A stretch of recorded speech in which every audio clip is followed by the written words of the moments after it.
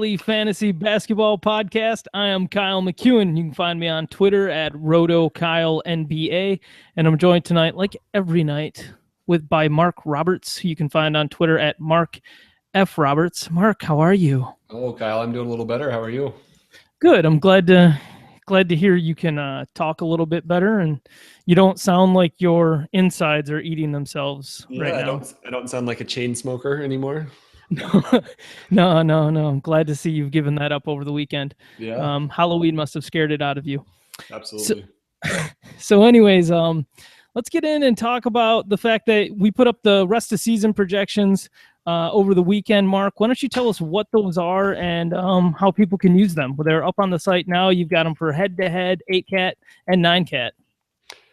Yeah. So, I mean, sort of self-explanatory, right? Like before the season started, we had preseason rankings that people could use in their draft. What these rankings do is they take the stats that have happened this season and incorporate it with our preseason rankings or our preseason projections and give us new updated rankings based on the games that have been played. So if a player plays really well, they move up in the rankings, or if they play poorly, they move down in the rankings, or actually more likely, like if they play more than we expected or less than we expected, they move up and down. And you can use this for things like making trades to see what a fair trade or a good trade is, or picking up players. Some of the players that have moved up a lot, I looked at this over the weekend. I think like Nikola Mirotic has moved up a lot. He looks like he's just up. Depends on the ranking you're looking at. He's just moved up 5 in the head-to-head rankings. But take into account, we also had him ranked 31. Yeah. Oladipo's moved up to, 13th, mostly because of the amount of minutes he's played. And that's maybe a little fool's gold just because he did play like a double overtime game. Yep. But some of that's real. Like he's probably playing a little more than we expected. He's playing a little better than we expected. I'm definitely seeing more out of Oladipo than what I expected. I was getting really concerned during the preseason because he wasn't putting up any gaudy statistics. His production was erratic. And I get it. It's the preseason. Lineups are all over the place. But there was a lot of really good players putting up great per-minute production. And this guy that we wanted to kind of break out, or we expected to break out, he wasn't doing that in the preseason. So it gave you a little bit of hesitation. I know later in drafts later in the year, I was turning much more toward Gordon Hayward rather than Victor Oladipo, because I was more afraid that Oladipo's new situation with Scott Skiles might lead to production that was less impressive than what we expected. Mm-hmm. Yeah, so it's just a nice way to, and we've also put the preseason ranks here to compare, so you can see, for example, at the very top, John Wall is 6th in our rankings. Preseason, he was 8th, so it shows you right there in that column, he's moved up 2 spots. Just again, so if you want to make a trade or if you want to pick up a player, you can sort of see where we would have ranked them based on the information we have today. And They should update every single day. This is an automated thing that we can change manually if we need to, but for the most part, they're just going to be always up to date as each night as the box scores become final. Absolutely. This is really exciting to see. So this is cool. I love the change in plus and minus. So if you're listening to this on the podcast, definitely go to dailyfantasybasketballpodcast.com. Check out the site. Go look at the head-to-head rankings, 8-cat, 9-cat, and you can see the change in plus or minus by how much the people have maybe exceeded our expectations or have kind of fallen from that due to playing worse than what we expected. So should serve as, like Mark said, a really good guide for whether or not you should trade for a player who maybe is playing down, and you can take advantage of the fact that they're having a down time right now, like maybe a Gordon Hayward or James Harden, who's been shooting so terribly the first couple games. Maybe you can go out there and sneak him away from somebody who's not a seasoned fantasy basketball player. So definitely cool. Check all that stuff out. All right, Mark, you want to talk about the week ahead? Yeah, absolutely. What were you taking a drink of there? I could hear you swallow. Not very exciting. It's just water. Ooh, I have coffee. Actually, I'll have to tell you, over the weekend, I really wanted some orange juice because I wasn't feeling well, but I didn't feel well enough to go to the store. And in the bottom of my freezer, I finally found an orange juice concentrate that had been opened. Who knows when? and I made it and I drank it, a little bit of it, and it tasted so good. I drank the whole thing, and I was super sick that night. I drank like a whole jug of expired, rancid orange juice. To be honest, I don't even know if it was frozen. I don't know if it matters that it was. Have you drank a lot of orange juice before? Because I've been sick. I've had a cold, and I, in my stupid college days, was like, well, I can't afford medicine, so I'll just drink a crap ton of orange juice. And whenever I would do that, it would give me the runs because the pulp and everything would just like cleanse your body out. Yeah, it didn't exactly go that direction, and it may not have been rancid, but my belly, like all the acid just sitting in my sick belly, just made for an awful night. I'm sure nobody wanted to hear about that, but sounds like a delicious cocktail. It'll be a while before I have any orange juice. So we've got a lot of yeah, back to what I was saying. Fantasy basketball. Well, we can talk more about orange juice if you'd like. Okay, maybe at the end of the show. Yeah. It's a loaded week next week. We've got a lot of teams with 4 games next week. We've only got one team with 2 games? Yep. Boston has 2 games. Boston has 2 games. There's 12 teams with 3 games, but there's 17 teams with 4 games. So you're not using any Boston players. If we go and we look at the weekly projections, we're going to be showing you a couple of pages every once in a while on Basketball Monster. I'm not going to show this at length because it's a forced subscription site, but I work there in addition to hosting this podcast. So there's some cool tools there that can help show you or illustrate just how important it is to have more games during the course of the week. And if we look at the weekly rankings for the week ahead with the Basketball Monster projections, almost every single player in the top 60 players has 4 games for this week's rankings. Yeah, and I think that's something we discovered last week when we started, not last week, last year on our podcast when we started doing weekly ranks. It was always surprising to us, I think, like when somebody had 4 games compared to somebody who had 3, how much worse the player with 4 games had to be lower in the rankings than somebody with just 3 games. And of course, this is taking into account that you're locking them in for the entire week. Like you can't make up that game somewhere else, but it really does make a drastic difference. Like Anthony Davis is still ranked 7th overall total because he's just so amazing.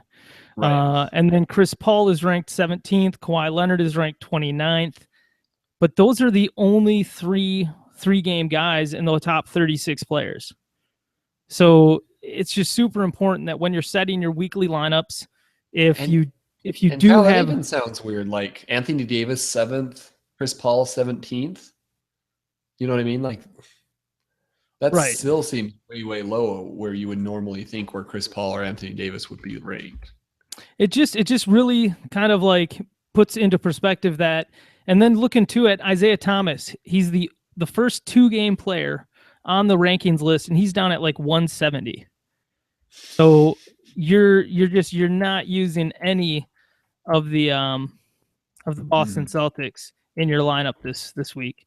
And if you have a weekly lineup and you don't, obviously like you've just listed the guys that are really, really good no matter what, Anthony Davis, Chris Paul, Kawhi Leonard. But if you don't have those guys, I would say, and John Wall also has 3 games. He's going to be up there.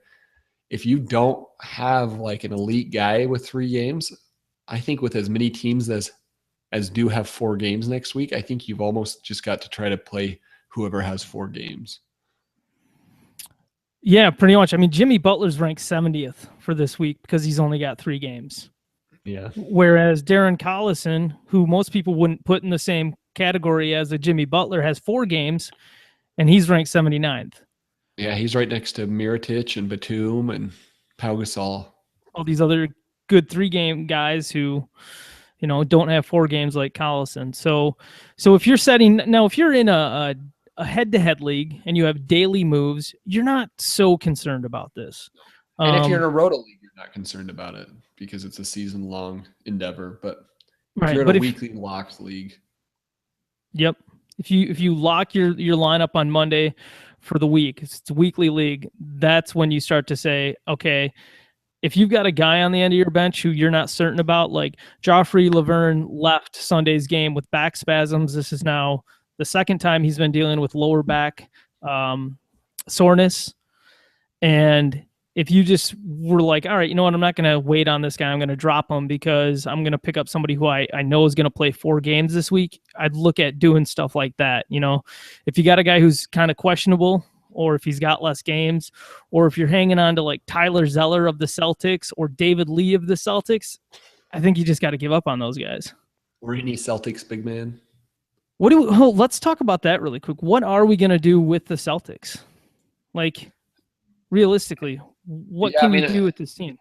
It's a different discussion between the backcourt and the big guys, because I do think the backcourt is fairly reliable. Like if you look at today's box score, I think Marcus Smart played, over 36. Yeah, he's got him right there. He played 39 minutes. He's been pretty reliable. I think Avery Bradley's playing time is solidified. I think Isaiah Thomas gets enough time to be, fantasy relevant because he's so elite per minute. But I don't want any of their, like, I've had a lot of questions about their backcourt. Which Celtics back or front court player do you want? Which big guy do you want? I don't want any of them at this point. But the rotation is not set. Like, I just don't want any of them. So, of course, Isaiah Thomas is owned everywhere. But if Marcus Smart is available in your head-to-head leagues, you should be going out and adding him right now, because he's had a really bad field goal percentage in his first 2 games. But overall, he's playing over 31 minutes a game. He's averaging over 10 points a game. He's giving you over 2 steals a game. He's giving you darn near 2 3-pointers a game. He's giving you tons of stuff. Yeah, a fair amount of assists, not like point guard level assists, but he's going to give you 3.5 to 4 assists a game, which is valuable. Yep. And I don't think you're going to have Marcus Smart playing 22 minutes on any night this year unless he gets into foul trouble or something. No, I think their guards are pretty reliable, and Jay Crowder's even had some. I'm getting to the point where I'm thinking about picking him up in some places. I think he's been usable, but I don't think any of those big guys are people that I want in my team. Like, I just don't want to roster players that might play 8 minutes. And I feel like any of their front court guys are susceptible and able to play 8 minutes in any given game for no particular reason. If Crowder was if he was a more reliable scorer, I think I'd be more excited about him. It's hard to tolerate those 7-point games every other game that he has. He had 8 steals in 3 games. And he's good at steals. Touche. No, that's insane. Talking about that front court though, because you got David Lee, who's not been hitting any of his shots. He's not getting anywhere near 30 minutes a game. Tyler Zeller played just 6 minutes in Sunday's game. Didn't start. He wasn't in foul trouble. No. He played 6 minutes. Yeah, it's crazy. They brought in Sullinger, came in and played, and he played well in the first half. But you've got Sullinger, you got Kyle Olynyk, you got Amir Johnson, you got Jonas Jerebko. All of these guys have to get minutes.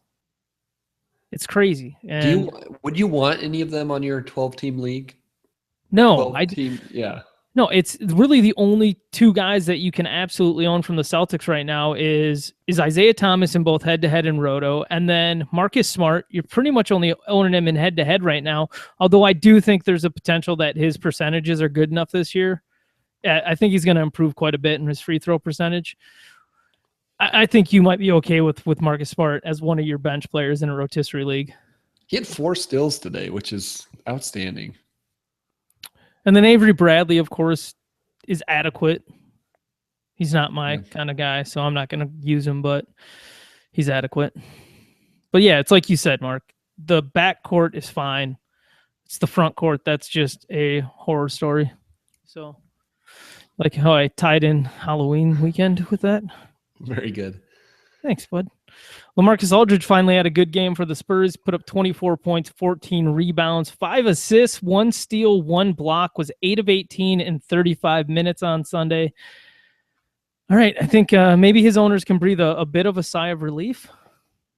I guess. I mean, Jared Sullinger's not going to be guarding him every game. And that's not to say he can't do stuff like this. Like, I just think those will be the infrequent games that he has a big game. I think you'll see a lot more 10 and 11 point games like the past 2 than you're used to seeing with Aldridge. I don't think that means he's any worse than he was last year. It's just a different sort of fit on this team. Well, I mean, he's definitely going to be worse, but it's like, yeah. I don't think he's going to average 10 points this season. But he's not going to be anywhere near the 23 points a game he was last season either. Yeah, it's hard for me to imagine him getting to 20 points a game. It's going to be hard. So I guess we would still stress, if you do own LaMarcus Aldridge, maybe try to capitalize on this good game. Don't look at it and go, there it is. Now he's going to kick butt the rest of the way. That's not the story that's going on here. LaMarcus is in a situation where he's going to play less minutes this year. He's going to get less shots. And early in the season, he might struggle a lot because he's still getting acclimated to playing with a completely new team after playing his whole career in one spot. So again, we would just recommend trading him for like Mirotic or somebody else. So consider that. I'd trade him for Gordon Hayward. What was that? Yeah. Ditto? I actually think I said if your league would allow that.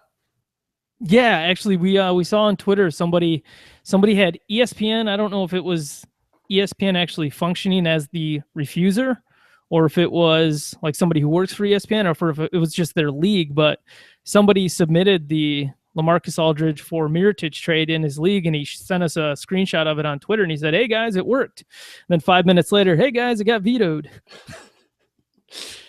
Which I don't know. How does that happen? How do you veto a trade of a top 20 guy for a top, like 60 guy in most places rankings just 2 games into the season? Yeah, I don't know. People get too excited that they think they know exactly what the future is going to look like, and they think that, I don't know, somebody's league is going to get wrecked. I'm like so adamantly against vetoes that I don't know that I can talk rationally about people vetoing trades. I don't think it should ever happen.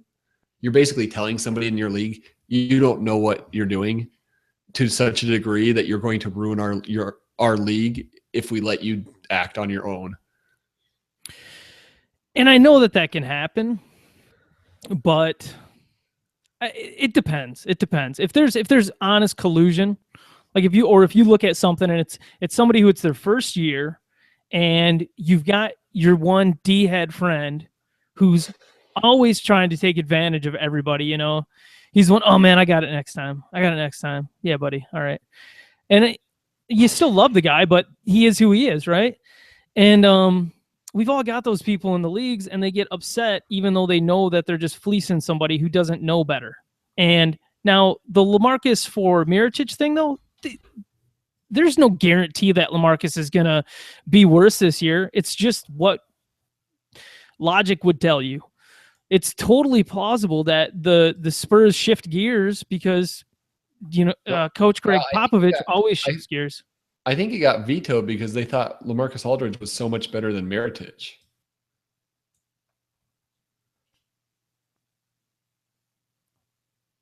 I guess I'm just too dumb to have processed that. Yeah, they vetoed it because they don't think Mirotic is nearly as good as Aldridge, not the other way around. Which, like I said, should make the guy super angry. That's just frustrating as all get out. Yeah. But I guess that's kind of that's the fault of the rankings addiction, which you and I and Josh, we tried to talk about that a little bit this preseason. Like, you can't be beholden to the rankings. You have to be, unless those rankings are in some ways tied to your league's punt strategy or whatever. And then also you have to realize that once you get so deep into the rankings, everybody's kind of on the same playing level. So it's really about how you build your team, not about what name you have or yada, yada, yada. Oh, shoot. I shouldn't say that. Anyways. Everybody drink. Everybody drink. So, all right, let's get in and talk a little bit more about some of the other games today. Atlanta-Charlotte played. We saw Kyle Korver back in the lineup, so he's good to go. Paul Millsap has been playing like 35, 36 minutes every game. Al Horford has been taking a ludicrous number of three-pointers. He chucked 5 on Sunday. Are you, I mean, I don't even think I can't even, I was about to ask you, Mark, like, are you buying into this? Like, it's not even a debate anymore. It's just what's happening. It's real. Yeah. And it looks good. I watched in a couple of games. He doesn't look like he's forcing it. He looks like it's coming in the offense, and there's shots that he can take. Unfortunately, he missed 5, but the past couple of games he's made 2 each. So I think he'll add that. Generally, what we see when a player goes through this transition, I guess we would call it, or I think Serge Ibaka is the prime example. Well, we got to talk about him too. Yeah, he had a great game. But he's only shot 2 3-point attempts in the first 3 games. Yeah. Sorry, it's been driving me nuts all day looking at it. No, but the last few years, like last year, his blocks and rebounds were down, and his percentages were down because he started taking more 3-pointers. So it's cool to see him take 3-pointers. And in this game, it didn't necessarily hurt those things. His rebound, he had 12 rebounds, 3 blocks. But, those are things I worry about with these guys that take more 3-pointers. Is it's hard to keep your field goal percentage super high. It's also hard to get as many rebounds as you normally would. And I'm not sure why it affected Ibaka's block so much because, offense, defense sort of thing. But right. It certainly did. So I guess I'm nervous that the things that make Horford great and like anybody else who goes through this change great, they kind of get lessened as they take more 3-pointers. But so far, it's pretty good for Horford. He had a game of 9 rebounds, 6 rebounds, and 12 rebounds. That's about what you would expect. He's still blocking shots. So if he can hang on to those 2 categories and add 3-pointers, that would be awesome. I want to throw something out there. There was a few games this week, and on Friday and Saturday, or Friday and Sunday, or whatever, and teams played each other in a back-to-back set, home and home set. So I think that in some ways affects our understanding of what these players are, because matching up with a team that in a second straight game, you're going to be able to game plan for them. A lot's going to change. But you also have some of the same mismatches there to exploit. So like we saw Myers Leonard match up against Markieff Morris twice over this last weekend, and he got beat to hell both times. And he didn't look good. So Myers Leonard was decent in his first game. He still got minutes. He still got good minutes in his second and third games. But he wasn't good in his second and third games. And a lot of people started to panic. A lot of people wanted to drop Myers Leonard this weekend. Don't do it. Second half of Saturday's game, they even took Myers Leonard out of the starting lineup, put Maurice Harkless in there, started Al-Farouq Aminu at the 4 next to Mason Plumlee. When I saw that, I was admittedly a little bit scared, but then you see some other things throughout the game. The fact that they ended up putting Myers Leonard in there and feeding him the ball. There was one point where you could see his confidence was just, he didn't have a lick of it. And Terry Stotts called a timeout on Saturday night, brought Myers Leonard over to the sideline and said, shoot the ball. Just shoot with confidence. Put him back in there, ran a play for him. He hits 3-pointer. Comes back down, hits another shot. He's also dealing with a sore ulnar UCL or ulnar collateral ligament or whatever. He got hit in his funny bone in the second game of the season. It's been affecting him the last 2 games. And he says that he doesn't have any feeling in his two of his fingers, his pinky finger and his ring finger on his left hand. So that's hurting his feel as well on his shot too. So yeah.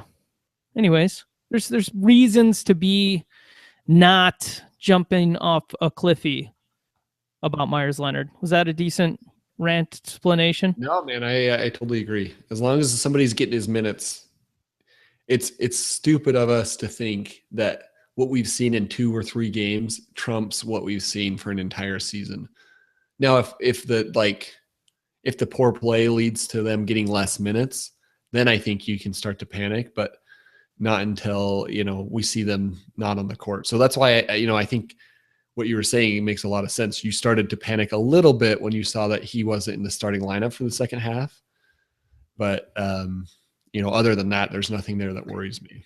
It made me turn on the game because I was like, what's going to happen? Because I needed to see too, like, is Mo Harkless going to come in here and just start tearing up the world? He did not.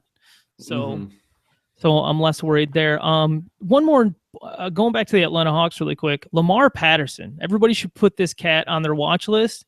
He's coming to the games for them off the bench. He's played some pretty big minutes in 2 out of the first 3 Hawks games. And he's looked really interesting, going very hard on defense. So Lamar Patterson, for you deep leaguers, consider that guy, all right? Can we talk about Schroeder for a second? Sure. Because I feel like he's a player that we're all kind of excited about, and we talked about him a lot on opening night. Like, this is a guy that could eventually break out, and I don't necessarily feel any different, but I keep feeling like every game is a letdown, and there's always like a reason why he didn't play awesome. He's not going to have standard league value night to night. He just isn't, is he? I mean, it's just not going to happen. He's there's not. There's not enough minutes. Order. Well, even tonight, like he played 26 or 28 minutes, and he kind of had. Yeah, it was just 21 on Sunday. So yeah, well, I thought it was. I thought he played more than that on Sunday. I think is that the right box score? I think I have it loaded up correctly. It's always possible the box scores are a little wrong. I thought I looked earlier. It might have been wrong earlier. Yeah, he only had 21 minutes. It's just not enough minutes. I think, here's the thing. There's been 4 games for the Hawks. So you got 25, 18, 33, 21. If he's playing 25 plus minutes, you're probably going to get a good enough production out of Dennis Schroeder on a lot of nights. But and 3 out of his first 4 games, he scored in double digits. Like, he's putting up statistics that are usable and close to usable. He should be on the fringe of or owned in a lot of 12-team leagues because of his potential on a given night. And Jeff Teague, after today's game, Jeff Teague went to the locker room, got an X-ray on his hand, I believe it was, and it just turned out that he got hit there and he was fine. He just had some soreness in it. No big deal. But like, as soon as that Jeff Teague news came out that he was going to get an X-ray on his hand, I was like, ooh, let's open up all my tabs and go see where Dennis Schroeder's available. Because that's, like, as far as one of the, like, we've said this 3 times already. We talk way too much about this guy now. He's like the new Giannis. But if Jeff Teague falls prey to an injury, or if, I think it's going to take that. I would like to make an impassioned argument that if Kyle Korver misses time or if Kent Bazemore misses time, Dennis Schroeder's going to step up and get those minutes, but he's a point guard. Mm-hmm. So you would be playing a 2-point guard system. That's not really what Atlanta does. Well, they did start that way with Korver out on Friday night.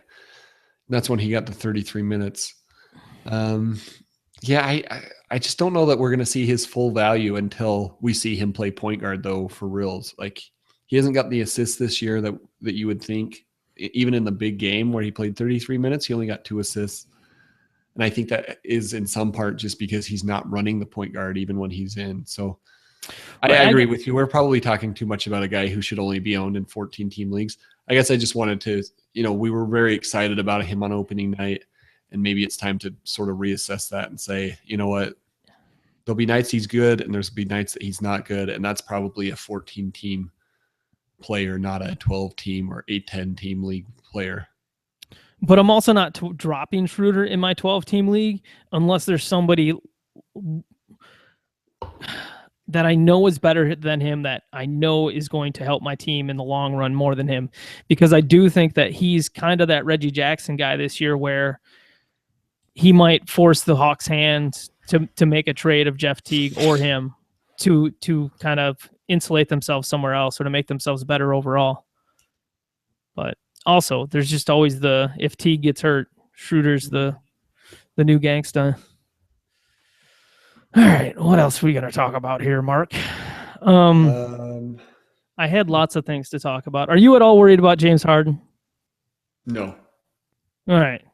He's been really bad. He's 0%. 2 of 15 from the field on Sunday in 39 minutes and 0 of 10 from 3-point land. What was the most important number I just mentioned? 39 minutes. Oh, I missed that part. Sorry. I was like, you didn't mention his minutes yet, so I don't know what you're talking about. Now, there's people on Twitter. he still had 6 rebounds and 7 assists and 3 steals. I mean, yeah, it sucks that he missed so many shots, but he's still putting up a lot of shots. Unless you think James Harden is a below 40% shooter, which you would be crazy to think that. I don't see what's wrong here. I don't either. I think people are panicking because they're losing by 20 points every single game right now. And that wasn't like a panic about that. They would? They don't look right. The Rockets don't look, but something looks off, and they shouldn't be losing by 20 points every game. But like, I'm not worried about James Harden's fantasy value, if that makes sense. All right, I'm gonna try to calm any worries that Houston Rockets fans might have. You got Clint Capella starting at center tonight. Do we know why he only played 14 minutes? That was sort of disappointing to me. I believe he got into foul trouble. No, he only had 2 fouls. He did get into foul trouble early, and then you know what it might have been? It might have just been Montrezl Harrell was balling, dude. That guy, he's just going to work. And so was Marcus Thornton, I guess. Yeah. So they wanted to play them both. And then did they play Chuck Hayes? Yeah, Chuck Hayes got 9 minutes. So they were just Houston realizing that they didn't have Terrence Jones on Sunday. They didn't have Dwight Howard. Both guys sitting out with back issues. Dwight sitting out because it's the first game of a back-to-back set, which what are you doing with that? I mean, I'm trying to get rid of Dwight Howard, and I'm trying to get rid of him right now if I can, and getting anything back who's a player that I actually want to have on my team all year. Because if Dwight Howard's not healthy right now, it's not going to be a fun season. Yeah, I'm going to try to come up with some names, but you're sending like your league mates. You're sending them YouTube clips of Orlando Dwight Howard to try to get them excited about. Yes, absolutely. On mini disc. Yep, in the mail. So let's see, would you trade him for? I'm just looking in those rankings you had up earlier. Would you trade him for Dwight Myers Howard? Leonard? Yeah, yes. Dwight. So if you had Dwight Howard and the other owner had Myers Leonard, you would offer Dwight Howard for Myers Leonard. Yes. Okay. What about Tyson Chandler? Yes. What about? Does he have a pulse? Alfred Camino. Yes. Jahlil Okafor. Oh gosh, yes. I mean, if you own Dwight Howard, hopefully it's a head-to-head league. Uh-huh. If you own him in a rotisserie league, just drop him right now. Just drop him, get rid of him. But if it's yes, Timothy Mozgov. I would just drop Dwight Howard. So if your option is to keep Dwight Howard, trade him for Timothy Mozgov, you're choosing option C, which is just to drop him and not take Mozgov. Yeah, pretty much. I'd rather get somebody else off the waiver wire rather than Mozgov. I mean, you got Tristan Thompson there, jumping out of the gym, taking minutes away. You're just not getting enough out of Mozgov. He's scoring under 10 points a game. He's getting you less than 5 rebounds a game. It's brutal. Okay. Yeah, so if you've got the level. If you've got Mozgov in a 12-team league, please just drop him. It would take probably several injuries to that front court for him to get enough minutes to be worth using in standard leagues. And see, I don't even think that's true because I don't think they're playing Mozgov limited minutes because he sucks. I think they know who he is, and I think they just play differently than all the other teams because they're playing like the regular season basically doesn't matter to the Cavs, right? They know they're going to make the playoffs. They don't necessarily care about anything else. And so it's all about getting, crescendoing as you're going into the playoffs. So I don't think they care about playing Timothy Mozgov 18 minutes now. See, I don't think I think the situation is just that they have a lot of depth up front that they like in Tristan Thompson off the bench. So that's going to take away minutes. Mm-hmm. You got Anderson Varejao healthy. That's going to take away minutes. If LeBron or Richard Jefferson get minutes at power forward, that takes away minutes. And we haven't even mentioned Kevin Love yet, the starting power forward. So there's too many mouths to feed there. Yeah. Nope. I don't like Timothy Mozgov in 12-team leagues. I mean, do you have him in any 12-team leagues? No, I don't. Okay. Yeah. That's what I'm saying. I'm just saying, I don't even think he's injuries away is my point. Oh, so you were agreeing with me. I was agreeing with you and then taking a step further to say, I don't think he's getting 18 minutes because he's bad. I just think that that's their plan right now. And if Tristan Thompson was out, they would probably get Verja would get more minutes and Sasha Khan would get minutes or something. Like, I just don't think they care about the regular season in a way that they would extend Mozgov beyond what they plan to give him. I feel you. I agree. Yeah. Montrezl Harrell, I just put him on your watch list.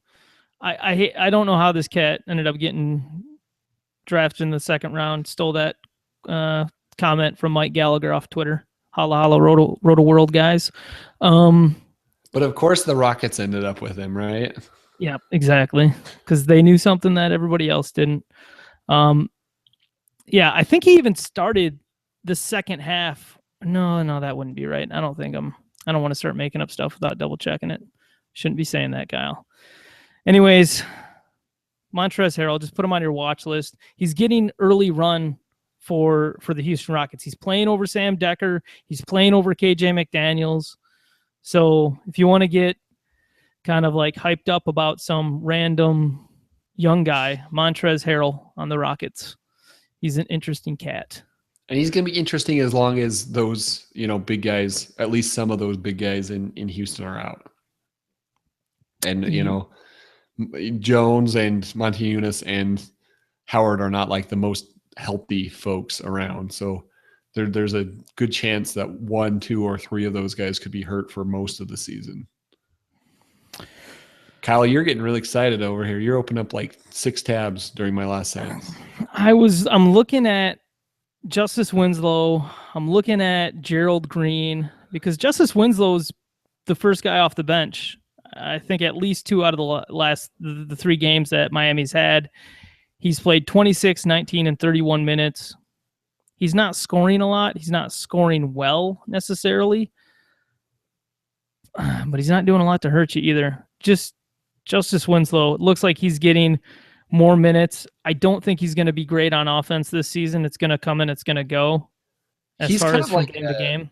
A more extreme example of what we talk about, like with Stanley Johnson. Like, he just looks like he belongs out there, and he does things that make a big difference. I think his plus minus so far this season has been really, really high.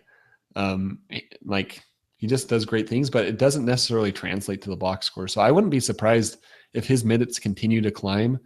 And I also wouldn't be surprised if that still doesn't make him relevant in standard leagues. He's kind of putting up Tony Allen stats right now. Yeah. But he's been awesome to watch. Like, he's fun. And he's going to hit more 3-pointers than Tony Allen if he takes more. Yeah. He kind of reminds me of like Michael Kidd-Gilchrist. And we're talking about Justice Winslow, so everybody knows. Yeah, except like he didn't come into the league with a completely broke jump shot. Right.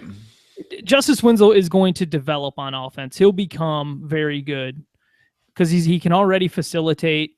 He's an active rebounder. He's just going to be able to outmuscle a lot of guys. What you worry... No, I was going to make some kind of like Rodney Stuckey comparison that you worry that he might never be able to kind of finish or become as efficient as you want him to be. But I don't want to put that kind of bad juju on anybody. Gerald Green, though, a lot of people are big on Gerald Green because of what he can do for you on a given night for daily games.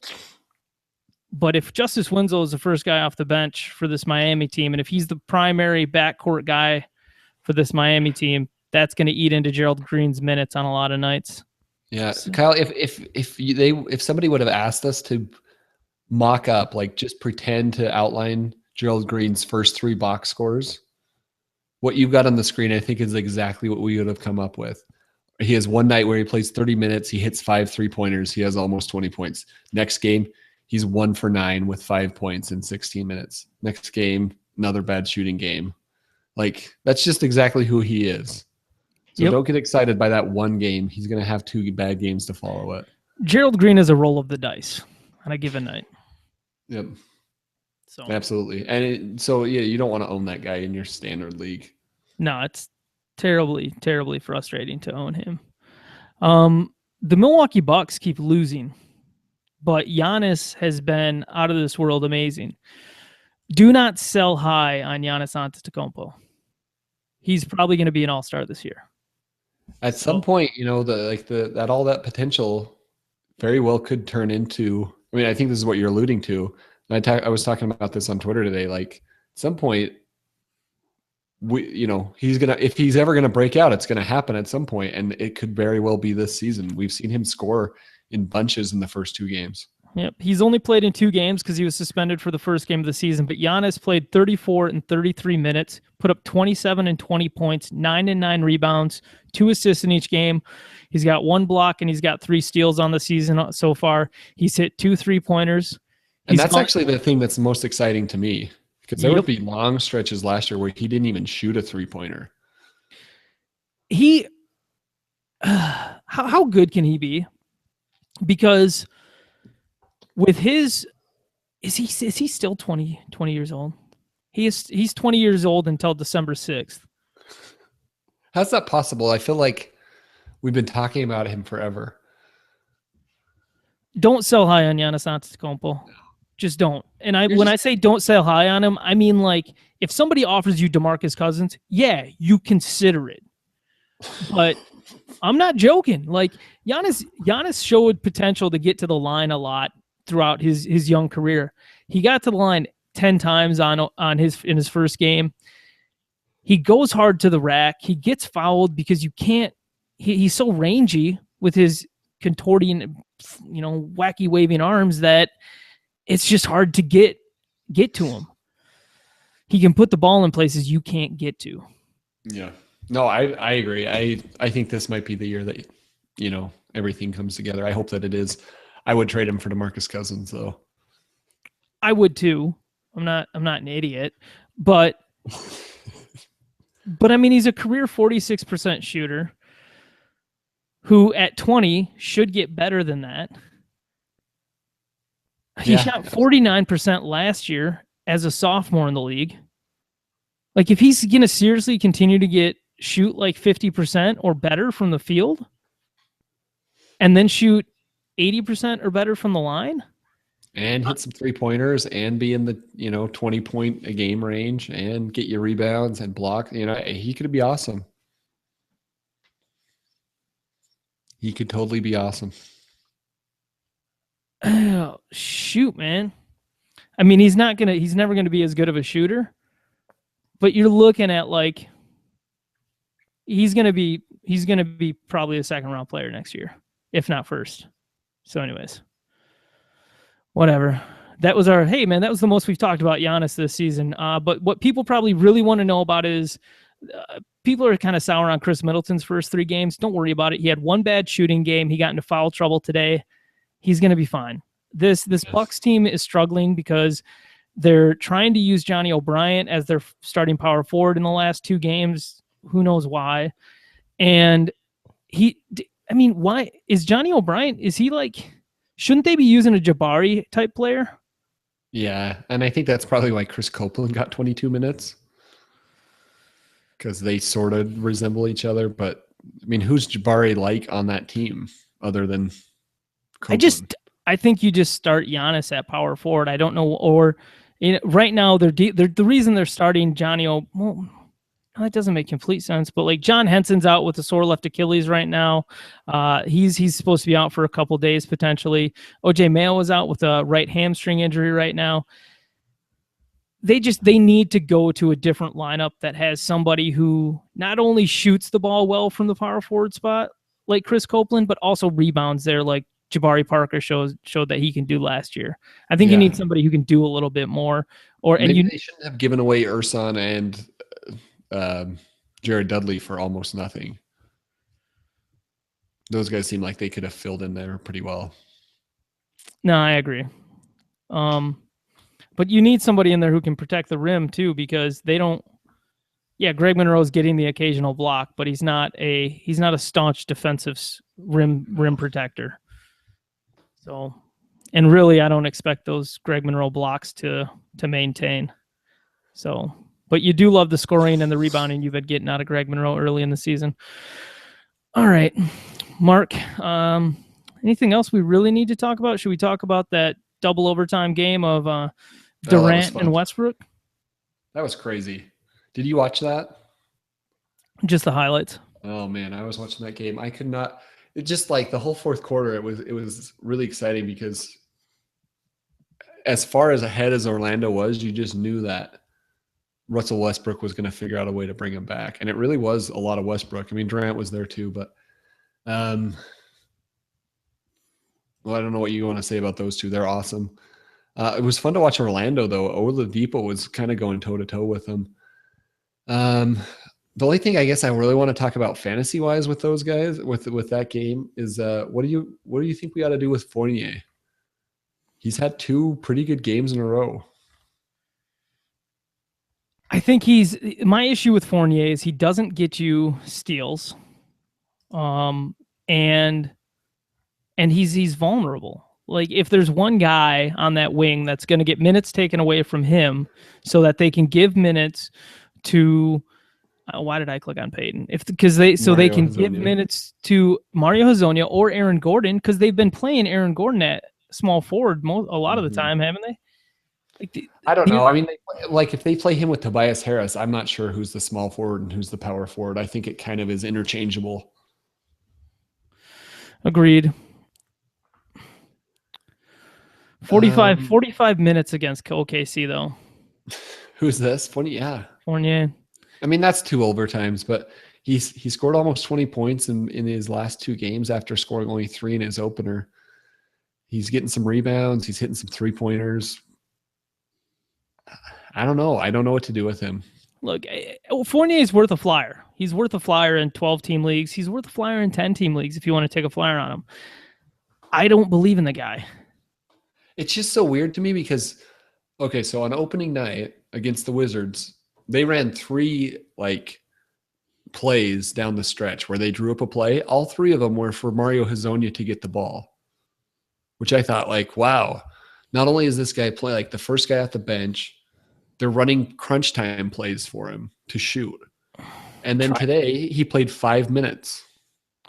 I would be trying to trade Fournier is what I would be doing. I would be including him in some other trade and letting somebody think that he's going to have a breakout season, because I don't see it happening. He played 29 minutes per game last year, and he averaged just 0.7 steals, 2 assists, 2.5 rebounds. He gets you some scoring and he gets you some 3-pointers. Mm-hmm. And he doesn't completely he's not bad in the percentages. But if my guard-like players aren't getting me a steal a game, really, if the only players I accept not getting a steal a game for me are my big men. That's it. My guard players, my wing players at small forward, you better be getting me a steal a game. If you're not, you're not on my team. Yeah. Last November, he averaged 34 minutes a game. He scored 15.5 points, 2.5 rebounds, 2.5 assists, and almost 2 3-pointers per game. And that slowly declined into December, January, February. So kind of weird that he did the same thing last year where he got off to a really hot start. You can see his November, and then everything kind of tailed off. I owned him for most of November last year, and I was really excited, and then I dropped him when things sort of subsided.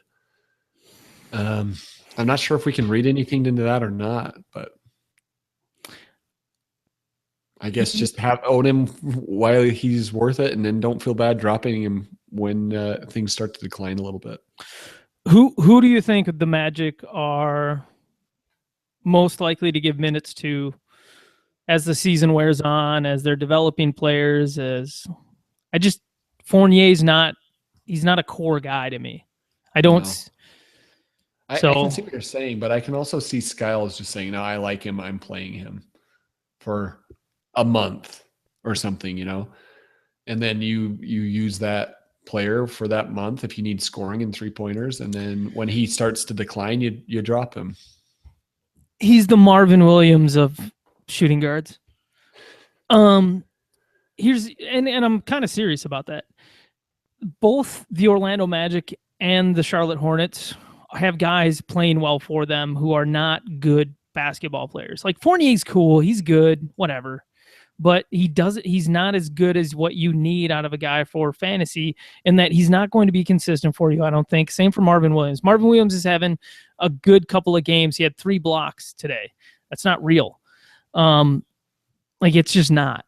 We know what Marvin Williams is. He's 29 years old. He's not suddenly going to get it at 29 and start putting up consistent, reliable stats that he's never done before. I don't see that happening. Yeah, Also, it would certainly be a surprise. The Magic and Hornets are both 0-3. Why is that? It's obviously because of Evan Fournier and Marvin Williams. I'm not completely unserious when I say that, because something's got to give in those lineups. And if you're going to make a change in the Magic lineup, who's coming out of it? Yeah, it's got to be Fournier or I could see him I would love to see him put Gordon and Hazonia in there over Tobias Harris and Fournier.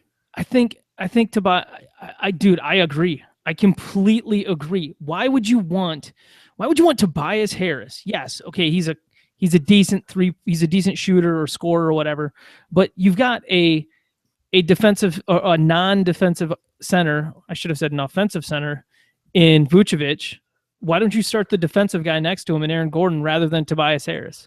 And I bet that's what it's going to be, because they've got a good defensive backcourt in Peyton and Oladipo, which is how why fun that lineup would be if you run in Peyton, Oladipo, Hazonia, Gordon, and Vucevic. You got all those. You got Vooch scoring down at the bucket. You got Gordon just attacking for the offensive boards and picking up all these scraps, and then you got Hazonia, Peyton, and and Oladipo just taking care of business too. Yeah, it would be great, man. And Tobias Harris is he's a good version of Jeff Green. He's somebody who you would actually want to be your friend. That's fair. And I guess the only other part of that is if you picked up Hazonia in like a 12-team league just because you were excited about him the first night, I know I did that, you're probably better off to drop him and watch the Fournier Hazonia minute split and pick him back up when things get going again. Because I do think he'll have standard league value at some point this season. I could be way off. Maybe Fournier will hold it, but I don't think he does. I think Hazonia eventually comes around and starts getting big minutes and is able to put up the production that you need, but it might be a month or two. I would move on.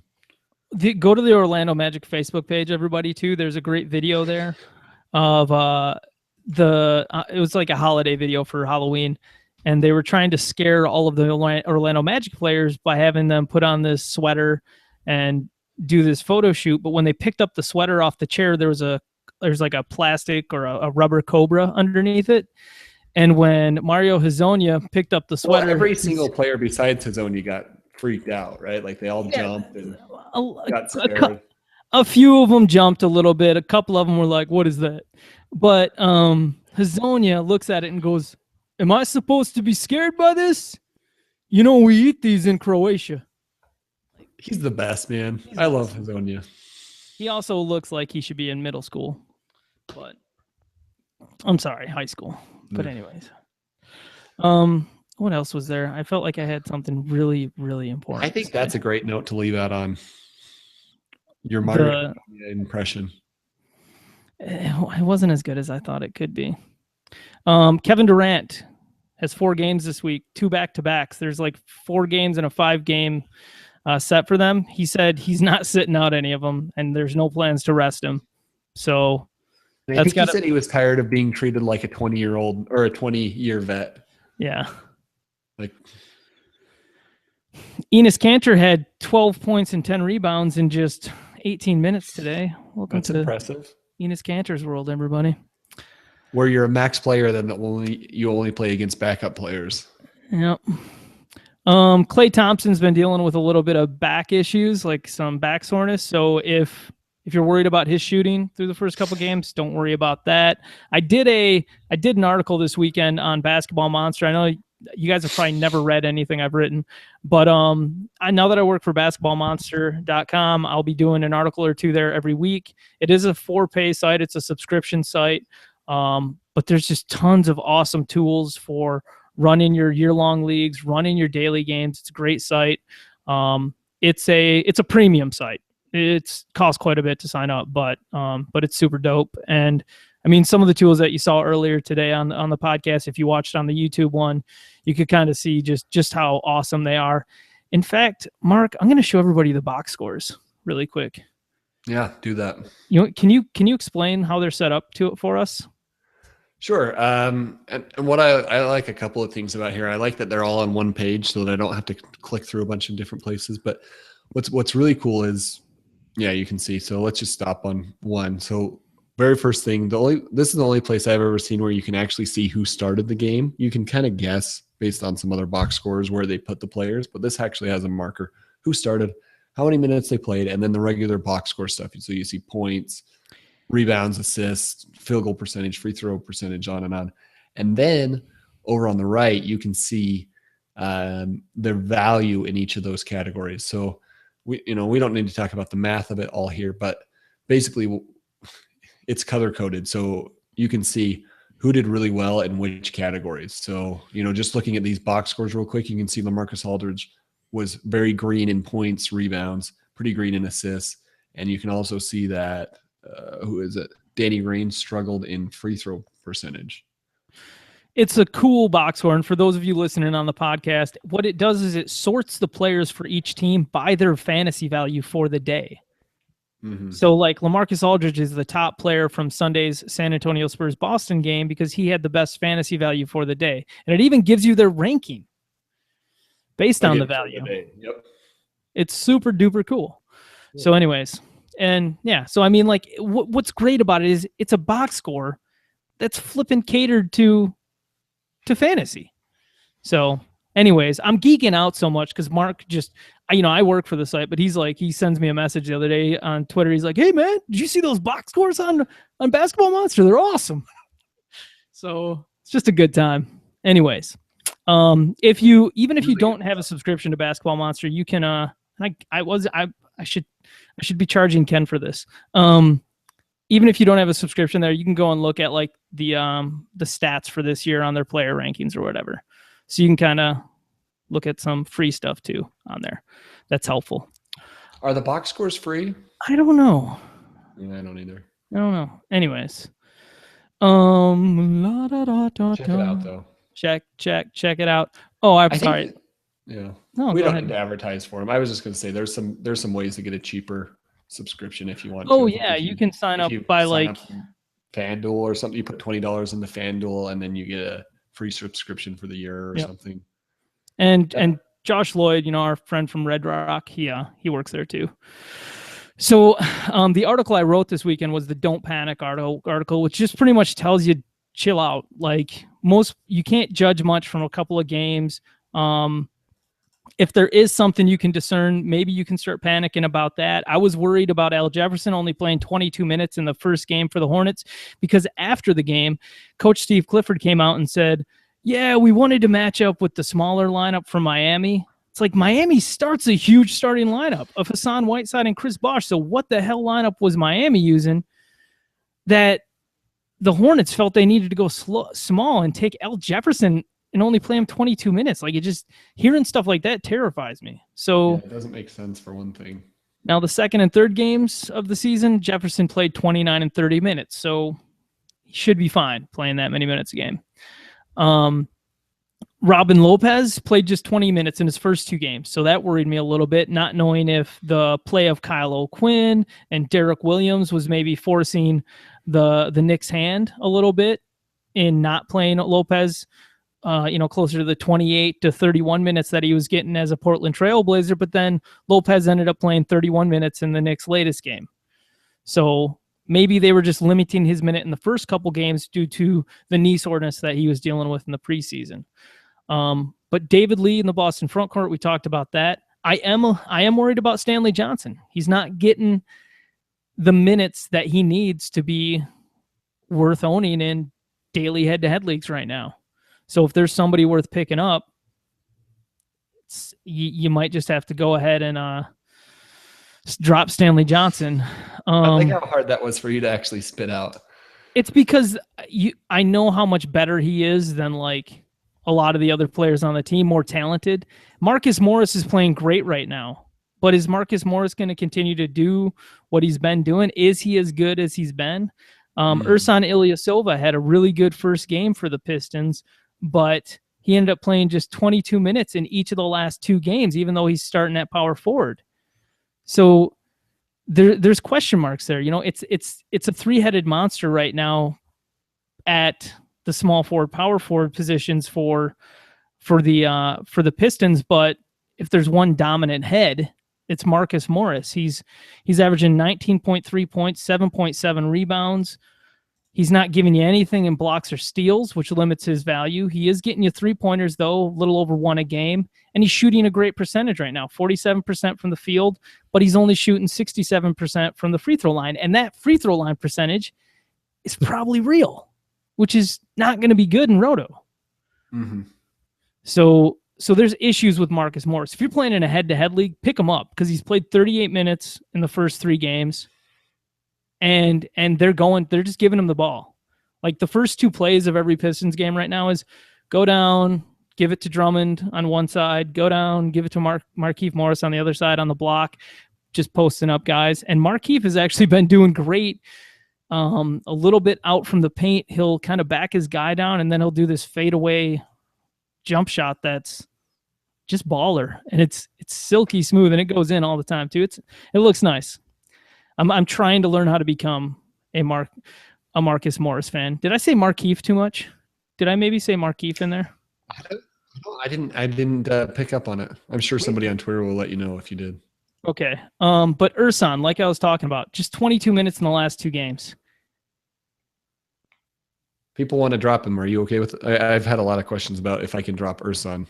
I wasn't drafting him because this was such a high possibility. Usually.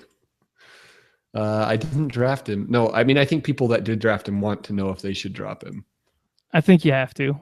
10 and 12 team leagues. If you drafted Ersan, I didn't want to deride him too much during the draft season because he was like he's in a good position and he has potential and I didn't want to but this is unfortunate that because if he's only playing 22 minutes a game, it's just not going to be enough. Right. And I don't see that changing unless Marcus Morris got hurt.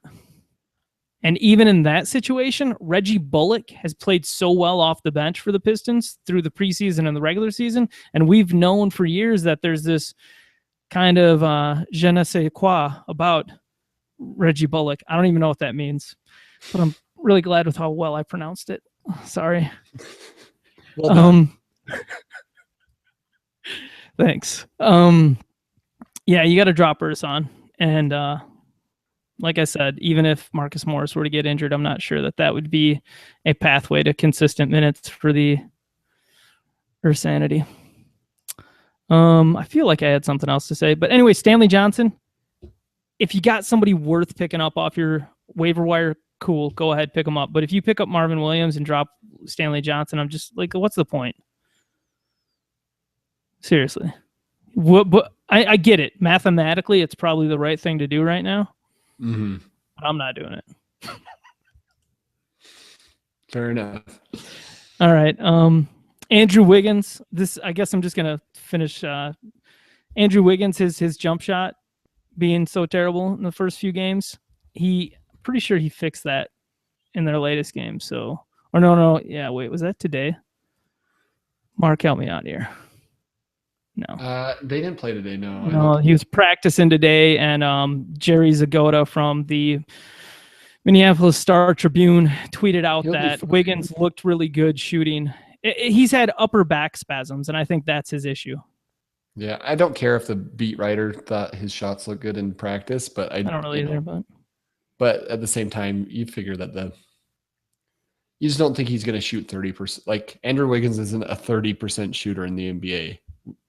Unless you assume that, then you know that it's going to fix itself at some point.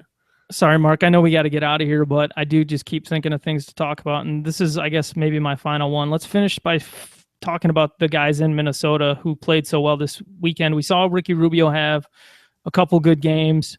He's obviously living up to any expectations that people had in drafts, because where you were drafting him, you didn't expect Ricky Rubio to come out and play the way that he has, putting up you expected maybe the gaudy assists, but there's no way anybody expected Ricky Rubio to come out and score as well as he has from the field. He had that 28-point game on Wednesday. He had the one bad shooting game on Friday, but whatever. Maybe Denver's actually good at defense this year under Mike Malone. I think there's a chance they are. But our buddy Karl Anthony Towns, He was awesome. Is he 28, 14, 2 and 4? He had 28 points, 14 rebounds Friday against Denver, 4 blocks, 2 assists. Not the most staunch defensive front court there. Joffrey Laverne, Kenneth Faried. No, but I mean that's still awesome. I think Anthony Davis never did that his rookie season. I heard somewhere. Anthony Davis has only put up a 28, 14, and 4 line 3 times. Yeah, so and Karl Anthony Towns did it in his second game. So I mean, I think they'll still be. Look, I'm like the biggest Karl Anthony Towns fan around. As I guess I should say, I'm as high on his career prospects as anybody. Like I think he'll in maybe not next season, but within a few seasons, he'll be a top 5 fantasy player. But Towns or Mirotic? This season? Yep. Mirotic. Why? The point I'm driving to is I think this might be the best game of his season. I think there'll be ups and downs still. Like I think we had 14 and 12 before. I think that's maybe the type of production you can expect. I think maybe even he did that on 10 shots though. Yeah. No, like I feel like I'm in a weird position where I'm trying to. I don't bad things about Karl Anthony Towns. I really like him. I just think he's a rookie. Like there will be. I'm just trying to sucker you into saying that he's going to be a first round value pick for next year. I mean, yeah, it's possible, right? It's not out of the realm of possibility. No, not at all. Yeah. And I'm not beholden to our projection of him either. Like that's a rookies, we don't know what they're going to be. That's sort of a baseline scenario. So if you're going to tell me Karl Anthony Towns is better than the baseline scenario for him, I think that's certainly possible. Given the percentages, I don't think he's going to be in the 20-point range. I think he's probably going to be a little lower than that. He's probably not going to be in the double-digit rebounds area. If he is in both of those cases, that would be awesome.